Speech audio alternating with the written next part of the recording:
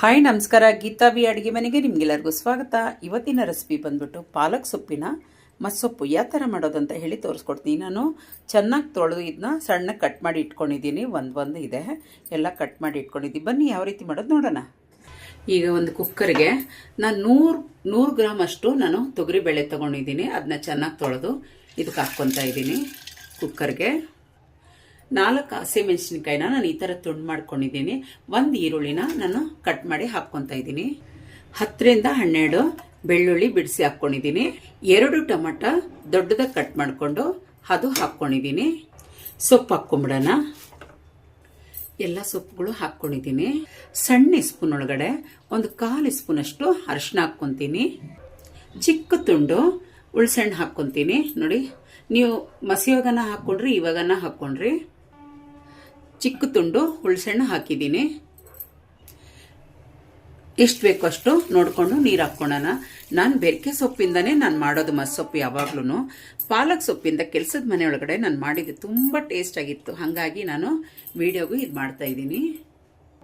ಈಗ ಗ್ಯಾಸ್ ಹಚ್ಚಿ 3 ವಿಸಿಲ್ ಬರೋಗಂಟ ನಾವು ಕುಕ್ಕರ್ ಮುಚ್ಚಿ 3 ವಿಸಿಲ್ ಬರ್ಸೋಣ.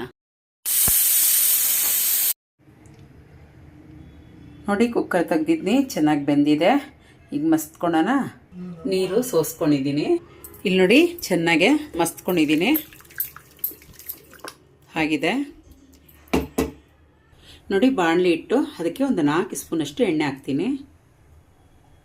1 ಸ್ಪೂನು ಸಾಸಿವೆ, 1 ಸ್ಪೂನು ಜೀರಿಗೆ, 4 ರಿಂದ 5 ಗುಂಡೂರು ಮೆಣಸು, ಸ್ವಲ್ಪ ಬೆಳ್ಳುಳ್ಳಿ ಜಜ್ಜಿರೋದು, ಕರಿಬೇವು ಚೆನ್ನಾಗಿ ಫ್ರೈ ಮಾಡ್ಕೊಳ್ಳೋಣ. ನೋಡಿ, ಚೆನ್ನಾಗಿ ಫ್ರೈ ಆಗಿದೆ. ಸಾಕಿಷ್ಟ ಆದರೆ ಈಗ ಸೊಪ್ಪು ಹಾಕ್ಕೊಂಬಿಡೋಣ. ಆವಾಗಲೇ ಸೊಪ್ಪಿಂದು ನೀರಿತ್ತಲ್ಲ, ಅದು ಹಾಕ್ಕೊಂಬಿಡೋಣ. ರುಚಿಗೆ ಉಪ್ಪು ಹಾಕ್ಕೊಂಬಿಡೋಣ. ಚೆನ್ನಾಗಿ ಮಿಕ್ಸ್ ಮಾಡ್ಕೊಳ್ಳೋಣ. 1 ಕೊದಿ ಬರೋಗಂಟ ಚೆನ್ನಾಗಿ ಮಿಕ್ಸ್ ಮಾಡ್ಕೊಳ್ಳೋಣ. ಹೆಚ್ಚಾಗಿ ಸೊಪ್ಪಿನ ಪದಾರ್ಥಗಳೇ ತಿನ್ನಿ, ಆರೋಗ್ಯಕ್ಕೆ ತುಂಬ ಒಳ್ಳೆಯದು. ಮತ್ತು ಕಲ್ಲುಪ್ಪು ಬಳಸಿ ಹೆಚ್ಚಾಗಿ.